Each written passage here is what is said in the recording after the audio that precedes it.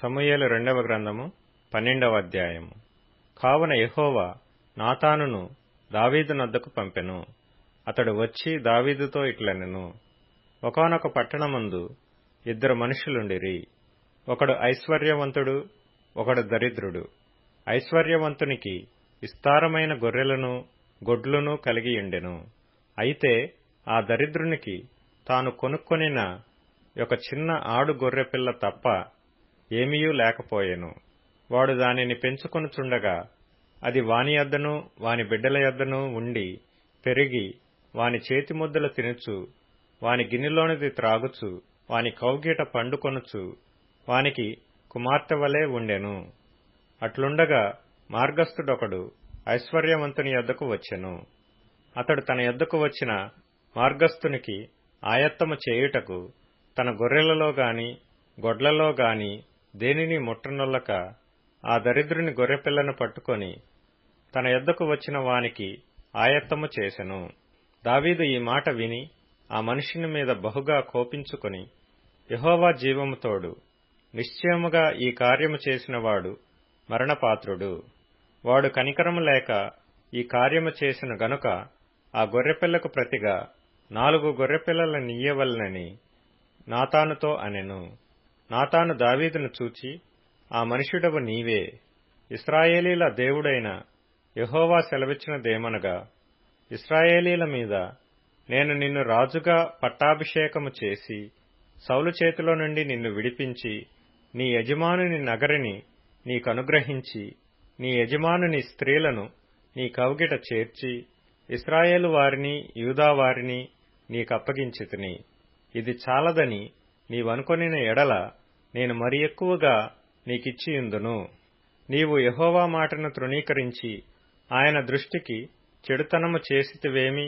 హిత్తీయుడగు ఊరియాను కత్తిచేత చంపించి అతని భార్యను నీకు భార్య యగునట్లుగా నీవు పట్టుకొనియున్నావు. అమ్మోనీయుల చేత నీవతని చంపించితివి గదా. నీవు నన్ను లక్ష్యము చేయక హిత్తీయుడగు ఊరియా భార్యను నీకు భార్య యగునట్లు తీసుకొనినందున నీ ఇంటివారికి సదాకాలము యుద్ధము కలుగును. నా మాట ఆలకించుము. యెహోవానగు నేను సెలవిచ్చినదేమనగా, నీ ఇంటివారి మూలముననే నేను నీకు అపాయము పుట్టింతును. నీవు చూచుచుండగా నేను నీ భార్యలను తీసి నీ చేరువ వానికి అప్పగించెదను. పగటియందు వాడు వారితో శయనించును. నీవు ఈ కార్యము రహస్యముగా చేసితివి గాని ఇశ్రాయేలీలందరూ చూచుచుండగా పగటియందే నేను చెప్పిన దానిని చేయింతును అనెను. నేను పాపము చేసితినని దావీదు నాతానుతో అనగా, నాతాను, నీవు చావకుండునట్లు యెహోవా నీ పాపమును పరిహరించెను. అయితే ఈ కార్యము వలన యెహోవాను దూషించుటకు ఆయన శత్రువులకు నీవు గొప్ప హేతువు కలుగజేసితివి గనుక నీకు పుట్టిన బిడ్డ నిశ్చయముగా చచ్చునని దావీదుతో చెప్పి తన ఇంటికి వెళ్ళెను. యెహోవా ఊరియా భార్య దావీదునకు కనిన బిడ్డను మొత్తినందున అది బహు జబ్బుపడెను. దావీదు ఉపవాసముండి లోపలికి పోయి రాత్రి అంతయు నేల పడియుండి బిడ్డ కొరకు దేవుని బతిమాలగా, ఇంటిలో ఎన్నికైన వారు లేచి అతనిని నేల నుండి లేవనెత్తుటకు వచ్చిరి గాని అతడు సమ్మతింపక వారితో కూడా భోజనము చేయక యుండెను. 7వ దినమున బిడ్డ చావగా, బిడ్డ ప్రాణంతో ఉండగా మేము అతనితో మాట్లాడినప్పుడు అతడు మా మాటలు వినకయుండెను. ఇప్పుడు బిడ్డ చనిపోయినని మనము అతనితో చెప్పిన ఎడల తనకు తాను హాని చేసుకొనునేమో అనుకొని దావీదు సేవకులు బిడ్డ చనిపోయినను సంగతి అతనితో చెప్పవెరచిరి. అయితే దావీదు తన సేవకులు గుసగుసలాడుట చూచి బిడ్డ చనిపోయినని సంగతి గ్రహించి, బిడ్డ చనిపోయినా అని తన సేవకులనడగగా వారు చనిపోయిననిరి. అప్పుడు దావీదు నేల నుండి లేచి స్నానము చేసి తైలము పూసుకొని వేరు వస్త్రములు ధరించి యెహోవా మందిరములో ప్రవేశించి మ్రొక్కి తన ఇంటికి తిరిగి వచ్చి భోజనము తెమ్మనగా వారు వడ్డించిరి. అప్పుడు అతడు భోజనము చేసెను. అతని సేవకులు బిడ్డ జీవంతో ఉండగా ఉపవాసముండి దాని కొరకు ఏడ్చుచుంటివి గాని అది మరణమైనప్పుడు లేచి భోజనము చేసితివి. నీవీలాగు చేయుట ఏమని దావీదును అడగగా, అతడు బిడ్డ ప్రాణముతో ఉన్నప్పుడు దేవుడు నాయందు కనికరించి వాని బ్రతికించునేమో అనుకొని నేను ఉపవాసముండి ఏడ్చుచుంటిని. ఇప్పుడు చనిపోయిన గనక నేనెందుకు ఉపవాసముండవలెను? వానిని తిరిగి రప్పించగలనా? నేను వాని యొద్దకు పోవుదును గాని వాడు నా యొద్దకు మరలా రాడని వారితో చెప్పెను. తరువాత దావీదు తన భార్య అయిన బత్షెబను ఓదార్చి ఆమె యొద్దకు పోయి ఆమెను కూడగా ఆమె యొక్క కుమారుని కనెను. దావీదు అతనికి సొలొమోను అను పేరు పెట్టెను. యెహోవా అతనిని ప్రేమించి నాతాను అను తన ప్రవక్తను పంపగా అతడు యెహోవా ఆజ్ఞను బట్టి యెదీద్యా అని అతనికి పేరు పెట్టెను. యోవాబు రబ్బా అను అమ్మోనీయుల పట్టణం మీద యుద్ధము చేసి రాజనగరిని పట్టుకొనెను. దావీదు నొద్దకు అతడు దూతలను పంపి, నేను రబ్బా మీద యుద్ధము చేసి జలముల మీది పట్టణమును పట్టుకొంటిని. నేను పట్టణమును పట్టుకొని నా పేరు దానికి పెట్టకుండునట్లు మిగిలిన దండువారిని సమకూర్చి నీవు పట్టణమును పట్టుకొనవలెనని వర్తమానము చేయగా, దావీదు యోధులను సమకూర్చి రబ్బాకు వచ్చి దానిమీద యుద్ధము చేసి దానిని పట్టుకొని వారి రాజు కిరీటమును అతని తలమీద నుండి తీయించగా అది దావీదు తలమీద పెట్టబడెను. అది విలువగల రత్నములు చెక్కినదై 2 బంగారు మనుగులంత ఎత్తుండెను. మరియు అతడు పట్టణములో నుండి బహు విస్తారమైన దోపు సొమ్ము పట్టుకొని పోయెను. పట్టణములో ఉన్న వారిని బయటకు తెప్పించి రంపముల చేతను పదునుగల ఇనుప పనిముట్ల చేతను ఇనుప గొడ్డండ్ల చేతను వారిని తుత్తునీయులుగా చేయించి వారిని ఇటుక ఆవములో వేసెను. అమ్మోనీయుల పట్టణములన్నిటికీ అతడు ఈలాగు చేసెను. ఆ తరువాత దావీదును జనులందరూ తిరిగి యెరూషలేమునకు వచ్చిరి. సమూయేలు 2వ గ్రంథము 13వ అధ్యాయము. తరువాత దావీదు కుమారుడగు అబ్షాలోమునకు తామారనునొక సుందరవతియగు సహోదరి ఉండగా దావీదు కుమారుడగు అమ్నోను ఆమెను మోహించెను. తామారు కన్యయైనందున ఆమెకు ఏమి చేయవలనన్నను దుర్లభమని అమ్నోను గ్రహించి చింతాక్రాంతుడై తన చెల్లెలైన తామారును బట్టి చిక్కిపోయెను. అమ్నోనునకు మిత్రుడొకడుండెను. అతడు దావీదు సహోదరుడైన షిమ్యా కుమారుడు. అతని పేరు యెహోనాదాబు. ఈ యెహోనాదాబు బహు కపటము గలవాడు. అతడు రాజకుమారుడవైన నీవు నానాటికి చిక్కిపోవుటకు హేతువేమి? సంగతి నాకు తెలియజెప్పవా అని అమ్నోనుతో అనగా, అమ్నోను నా తమ్ముడగు అబ్షాలోము సహోదరి అయిన తామారును నేను మోహించియున్నానని అతనితో అనెను. యెహోనాదాబు, నీవు రోగివైనట్టు వేషము వేసుకొని నీ మంచము మీద పండుకొనియుండుము. నీ తండ్రి నిన్ను చూచుటకు వచ్చినప్పుడు నీవు నా చెల్లెలైన తామారు చేత సిద్ధపరచబడిన భోజనము నేను భుజించున్నట్లు ఆమె వచ్చి నేను చూచుచుండగా దానిని సిద్ధము చేసి నాకు పెట్టునట్లు సెలవెమ్మని అడుగుమని అతనికి బోధింపగా అమ్నోను పడక మీద పండుకొనెను. అమ్నోను కాయలా పడెనని రాజు అతని చూడవచ్చినప్పుడు అమ్నోను, నా చెల్లెలకు తామారు చేతి వంటకము నేను భుజించున్నట్లు ఆమె వచ్చి నేను చూచుచుండగా నా కొరకు 2 అప్పములు చేయుటకు సెలవెమ్మని రాజుతో మనవి చేయగా, దావీదు నీ అన్నయగు అమ్నోను ఇంటికి పోయి అతని కొరకు భోజనము సిద్ధము చేయమని తామారు ఇంటికి వర్తమానము పంపెను.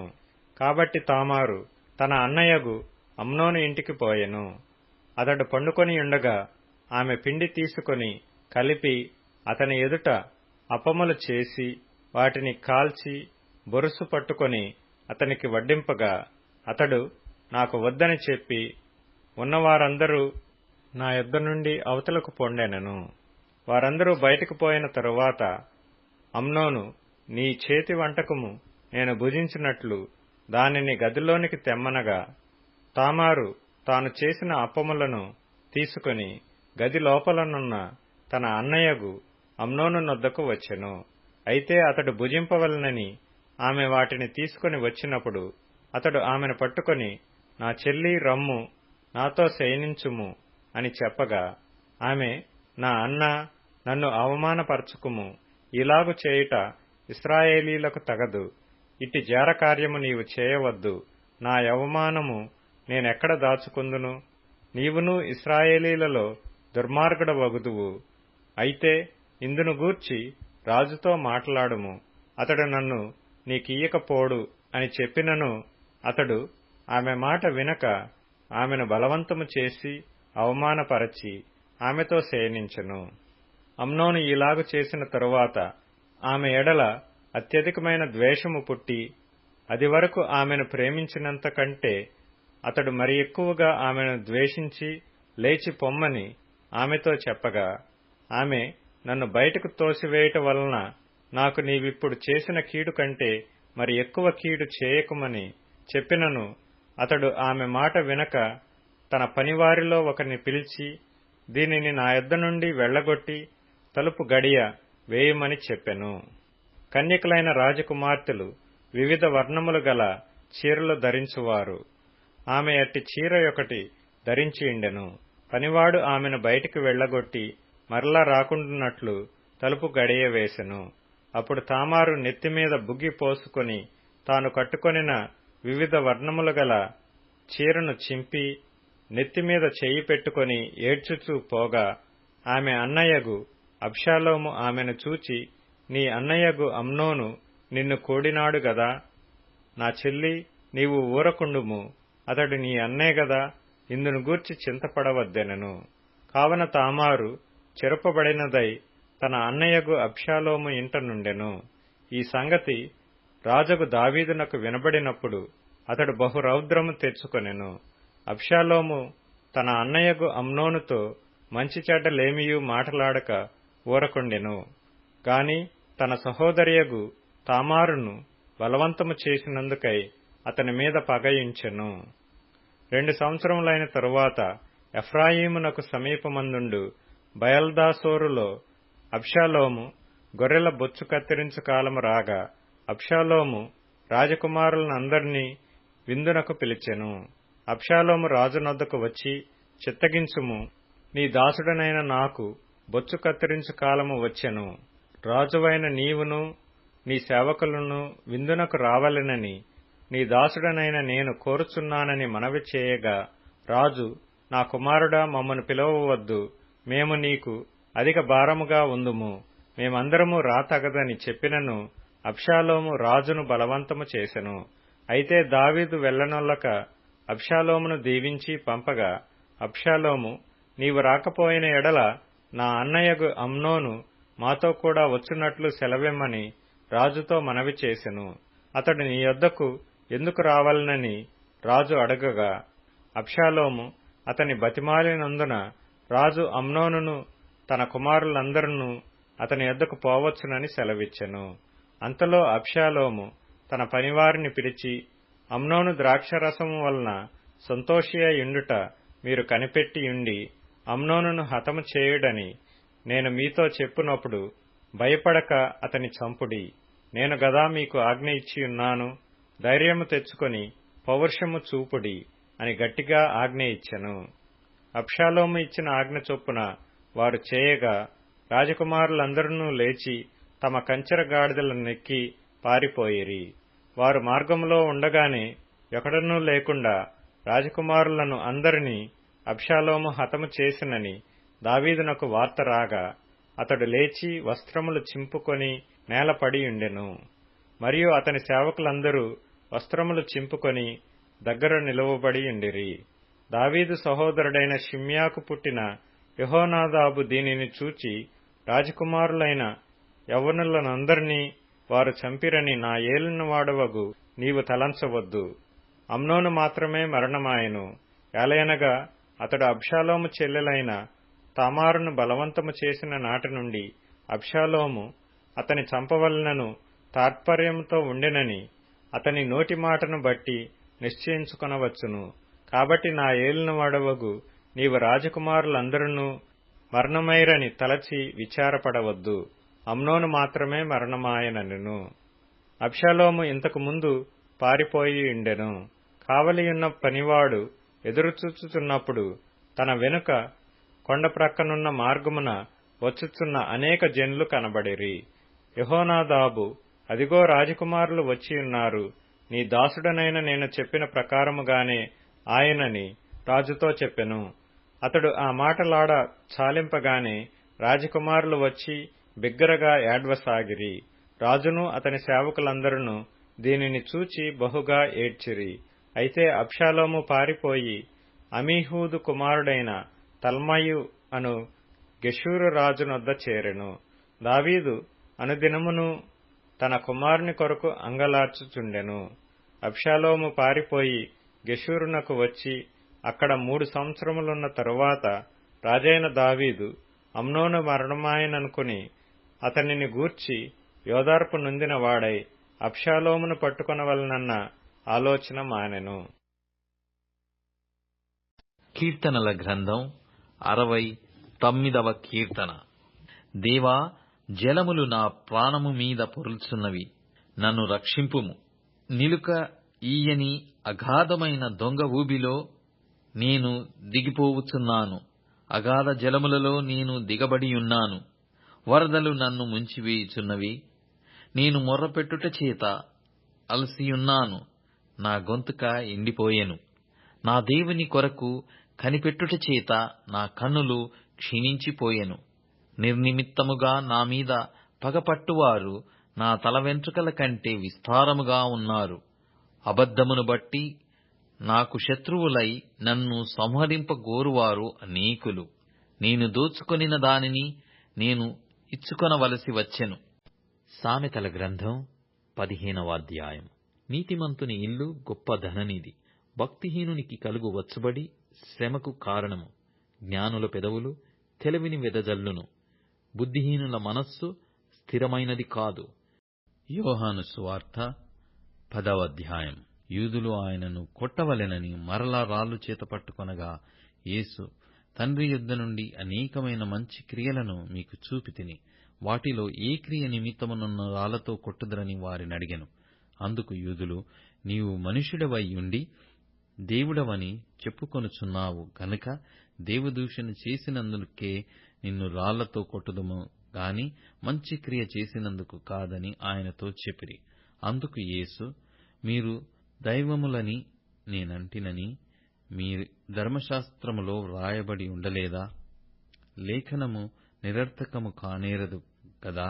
దేవుని వాక్యం ఎవరికి వచ్చెనో వారే దైవములని చెప్పిన ఎడల, నేను దేవుని కుమారుడనని చెప్పినందుకు తండ్రి ప్రతిష్ఠిత చేసి ఈ లోకములోనికి పంపిన వానితో నీవు దేవదూషణ చేయుచున్నావని చెప్పుదురా? నేను తండ్రి క్రియలు చేయని ఎడల నన్ను నమ్మకుడి, చేసిన ఎడల నన్ను నమ్మకున్నను. తండ్రి నా యందును నేను తండ్రి యందును ఉన్నామని మీరు గ్రహించి తెలిసికొనున్నట్లు ఆ క్రియలను నమ్ముడని వారితో చెప్పెను. వారు మరలా ఆయనను పట్టుకొన చూచిరి గాని ఆయన వారి చేతి నుండి తప్పించుకొనిపోయెను. యోర్దాను అద్దరిని యోహాను మొదట బాప్తిస్మమిచ్చుచుండిన స్థలమునకు ఆయన తిరిగి వెళ్లి అక్కడ నుండెను. అనేకులు ఆయన యొద్దకు వచ్చి, యోహాను ఈ సూచక క్రియను చేయలేదు గాని ఈయనను గూర్చి యోహాను చెప్పిన సంగతులన్నీయు సత్యమైనవనిరి. అక్కడ అనేకులు ఆయన యందు విశ్వాసముంచిరి. యోహాను సువార్త 11వ అధ్యాయం. మరియ ఆమె సహోదరి అయిన మార్త అనువారి గ్రామమైన బేతనియలోనున్న లాజరు అను ఒకడు రోగి అయ్యుండెను. ఈ లాజరు ప్రభువునకు అత్తరు పూసి తల వెంట్రుకలతో ఆయన పాదములు తుడిచిన మరియకు సహోదరుడు. అతని అక్క చెల్లెండ్రు, ప్రభువా, ఇదిగో నీవు ప్రేమించువాడు రోగి అయ్యున్నాడని ఆయన యొద్దకు వర్తమానము పంపిరి. యేసు అది విని, ఈ వ్యాధి మరణం కొరకు వచ్చినది కాదు గాని దేవుని కుమారుడు దాని వలన మహిమపరచబడినట్లు దేవుని మహిమ కొరకు వచ్చినదనెను. యేసు మార్తను ఆమె సహోదరిని లాజరును ప్రేమించెను. అతడు రోగి అయ్యున్నాడని యేసు వినినప్పుడు తానున్న చోటనే ఇంకా 2 దినములు నిలిచెను.